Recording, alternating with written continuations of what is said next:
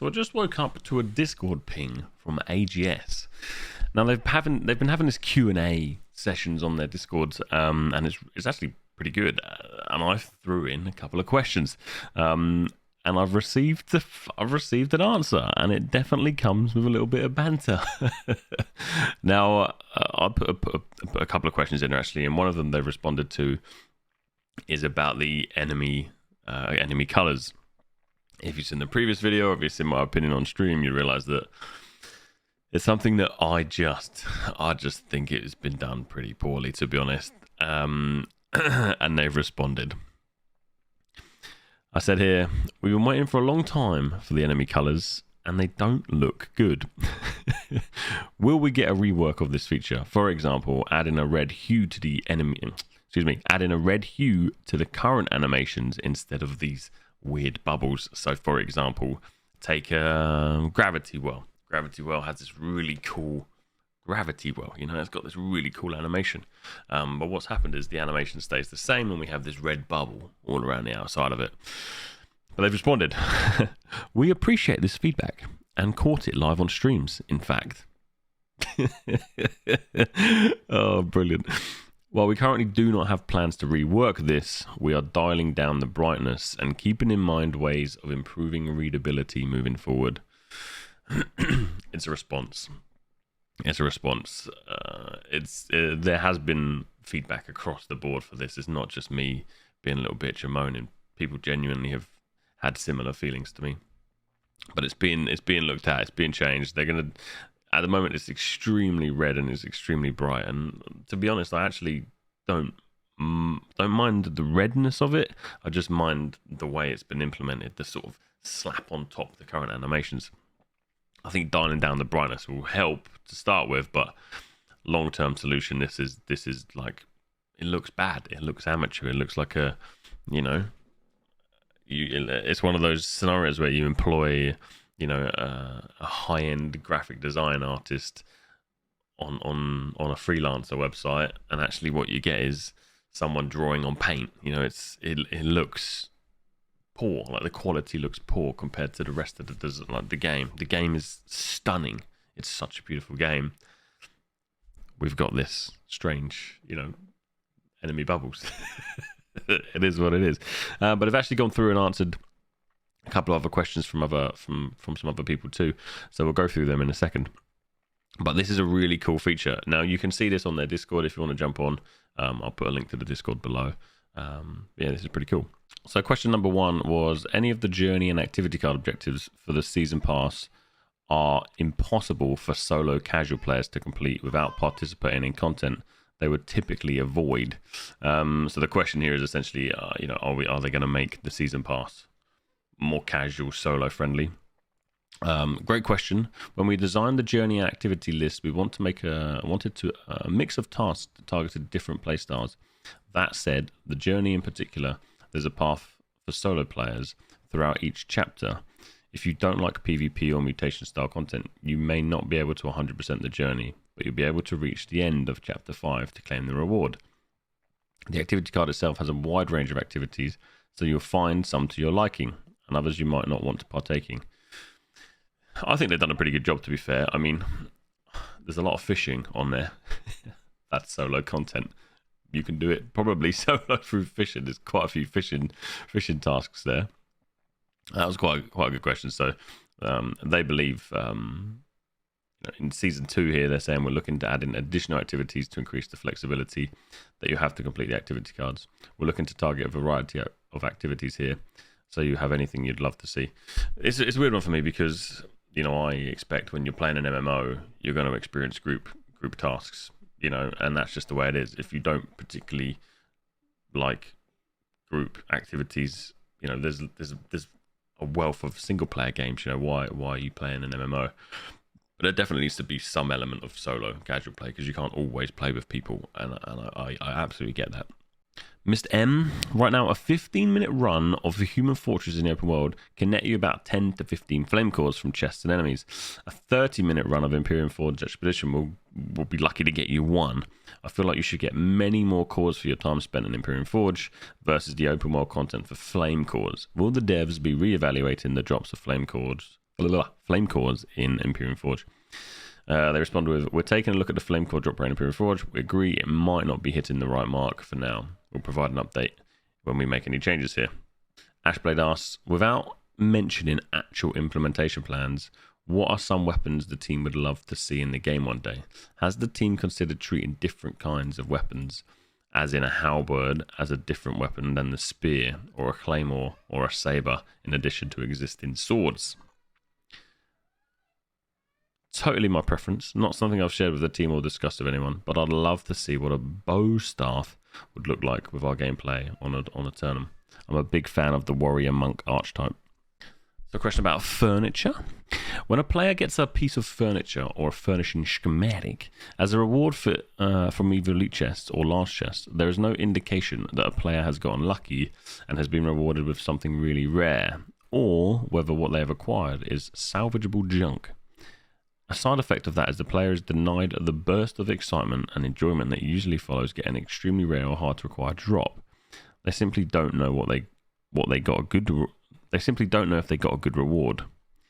If a player sees a green drop like a curved grassy rug or a wooden wall torch, they might not know that the odds of them hitting the loot table are 1 in 20,000. Are there any plans to change the rarity or indication of rare furniture? Tips respond with, we've had internal discussions about improving this experience, but we don't have an ETA for when this change would make it out to our players. Getting a goldfish, a golden steel schematic, etc. should be an exciting moment, and we want to make sure that players who might be less informed can be aware of what they just got. A question dear to my heart, not that it affects me, but it's been playing on my mind since we left Titan.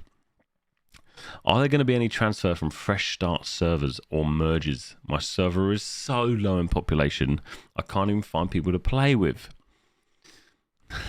This question. Definitely. We understand that it can be hard to find folks to play with on some underpopulated worlds, but relief is coming soon. We're in the final stage of preparing our next batch of world merges. There were some recent tech changes on the back end that we needed to rectify and update, and we have just about finished with that. We expect to announce the merge details within 7 days. Transfers out of fresh start servers should be happening as well. Details to be shared in the next 7 days. I mean, I'm glad it's happening, but holy shit, this is months too late. But it sounds like there were some technical problems there. Whether or not this is true, let's assume that it is. This is why it hasn't happened.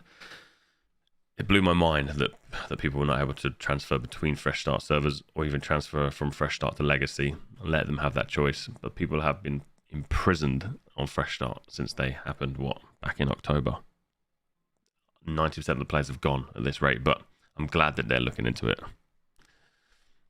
We have a bit of a technical question here that is, I've just read over it and it's gone well over my head.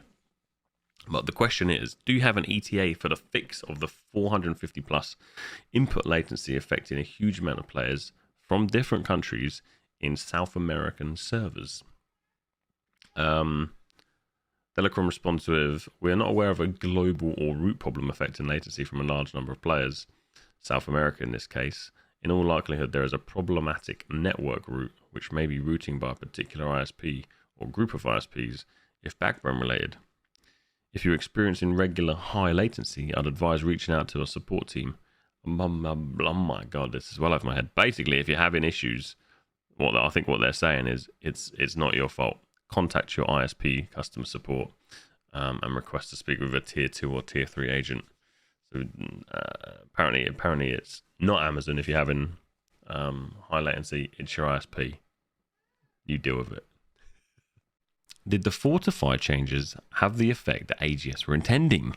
It's pretty clear now that the result of the fortify changes that were supposed to make light more high risk, high reward have clearly backfired and only buffed the light further while nerfing melee in medium and heavy. Light should have the strongest offense, but the lowest defense due to mobility of light. It resulted in the direct opposite. You have the highest damage and the highest survivability due to its mobility. You guys know this from my recent OPR video. Being naked is okay. We like the foundation these changes have set, where higher equip loads get larger benefits from these survivability buffs than lighter equip loads. However, we agree that the benefits are not outweighing the benefits of the light dodge roll yet. We plan on making some changes to the individual fortify buffs in the next balance patch that should help this in the short term, and we will continue to review the equip load balance over time. Pretty good. As someone who plays heavy, absolutely agree. I'm completely useless without a pocket healer. It's very, very difficult to play anything without a pocket healer at the moment with medium and heavy. I think this is obviously different in wars. You would have a healer in wars, but again, if you're running solo and OPR, it's very tough, and that's why you're starting to see so much more ranged, because you play in light, which makes it a lot easier to survive. This is good. They're looking into it more. How much longer am I going to continue to see messages about merges when I log in and neither of my characters have been merged? Response is, have you tried logging into the characters that were merged? I believe the message should go away once they're logged into post-world merge. If this isn't going away, then it's likely a bug, and please report it to the bug section on our forums. Are you going to fix the bug of Fulgoris not spawning? We had a fix go into our last bug fix patch, but it turned out that there were additional causes that broke the encounter which weren't resolved this change. Sad face. We have another fix testing right now, which will likely be included in our next scheduled bug fix patch. Here's a good one. Are there any plans to implement team sorting and group balance algorithms for Outpost Rush and PvP arenas? We would like to see some MMRs and definitely like group balancing and OPR. I think it's going to be extremely hard, but this will be interesting. Our top priority is getting cross-world OPR working to increase the pool of players and reduce queue times. We also have some updates coming to OPR in the next season that will tune various elements, adjust scoring, and make the Baroness fight more interesting. In the long run, we want matchmaking and role queue in OPR, but no immediate plans or timeline for that yet. Another good one here. Are there additional back-end server changes to the world structure to allow more players per world? In an early interview, the world was divided into zones run by a separate server. Can the servers per world be increased to allow higher player density? Since launch, we've increased the world size from 2,000 to 2,500. We're looking at ways to further increase player density. We are actively working on cross-world features that break down the barriers between worlds for certain people. It's a bit of a cop-out response, really. Like early on, I do remember them saying, we want 10,000 players, 10,000. And we quickly experienced that a large number of players resulted in large lag and many problems. I think what they have been doing is testing this on the PTR. So every time you do a PTR sort of event, what they have been doing is spawning in like large bosses and mobs and all this sort of stuff. And I think at one point we had like 300 people attacking a mob and a boss at the same time, and it worked really, really well. It worked really nicely. So I think there's an issue with the collision, which is causing lots of problems here, lots of lag, lots of the latency issues that we're experiencing when we're in high population areas with lots of people. But I think they are actively working on that, and hopefully they look at fixing this soon, because having 500-600 people in one particular area completing a particular boss is just ace, and I would love to see that.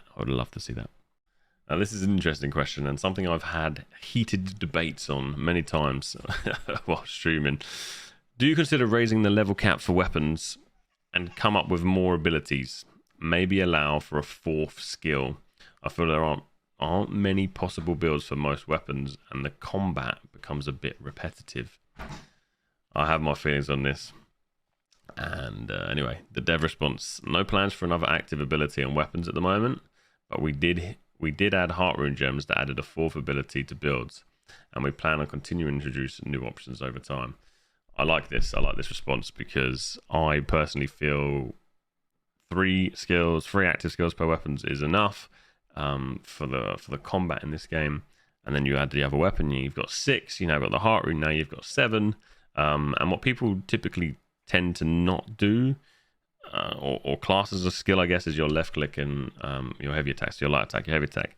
What I would love to see is blocking come back into play.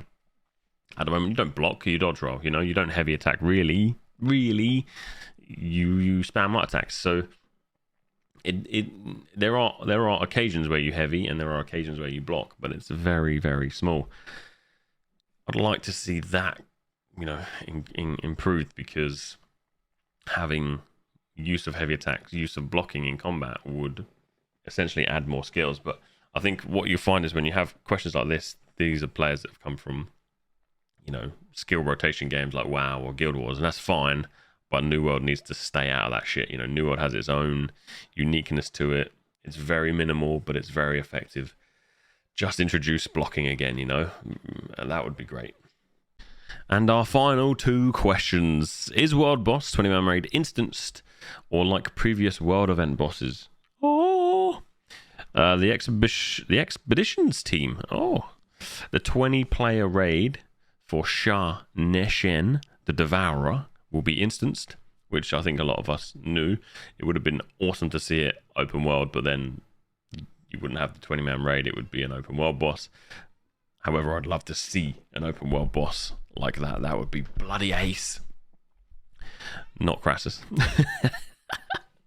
And finally, any progress on the plan to reduce the number of total mutations, bringing us from M1 to M10 to M1 to M4, keeping the overall difficulty level while making it easier for players to progress? Again, from the Expeditions team replied, we are actively discussing this topic but can't release details yet. Now, I think that we've seen that on a previous video. They have discussed that they're going to reduce the amount of mutations. I do genuinely believe that they are catering quite a lot to casual players here, and that is fine in some sense. And even for me, to be fair, I don't particularly want to run through 10 mutations, but it also gives you something to grind for. You know, if you enjoy the PvE, which I do at times, I don't actually mind grinding it. But maybe this will be a healthy change for everybody. But I do genuinely feel that the game is going quite casual from PvP to PvE, and yeah, you can see some of the responses across the board is very casual driven. But that's it. That's all the questions. So about that, Zyra's going to her jiu-jitsu lesson and Jack was popping off because he was annoyed. Yeah, so that's it. That's the Q&A that New World have dropped at the moment. There are more questions opened up from the community, so yeah, jump on the Discord if you want and submit your questions. This is really cool. They had hundreds of questions submitted by the community, actually, hundreds. And it's really nice to see some responses here. I'm glad I got one of mine replied to, and I'm glad I got a bit of banter in there as well. Having a laugh. I can imagine them writing it like, nah, fuck that Danny guy, let's give him some shit, you know, he deserves it. So I'm really happy that they're doing this. This is really nice. This is nice that they're interacting with the community. I think if I had an option, I would love them to take it one step further. You know, these guys own Twitch.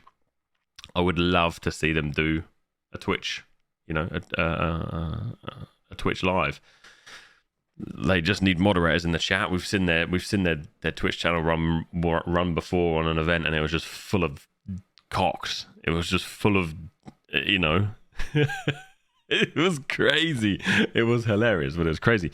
And just like people trolling the chat. They just need someone to mod it. I even reached out to them and said, look, if you need help, you know, I've got some great mods on my channel. I can help as well. I would love to see them succeed on Twitch, and you know, it'd be very easy for them to be live. They could have someone pulling out questions from the chat and they could respond to them live. I think that would be fantastic, because at the moment I still feel, this is really nice, but I still feel there's a disconnection between devs and the community, you know. But it's a huge, great start, and I like the direction they're going. Some good questions, some good answers, and yeah, GG to AGS on this one. This is a good step in the right direction.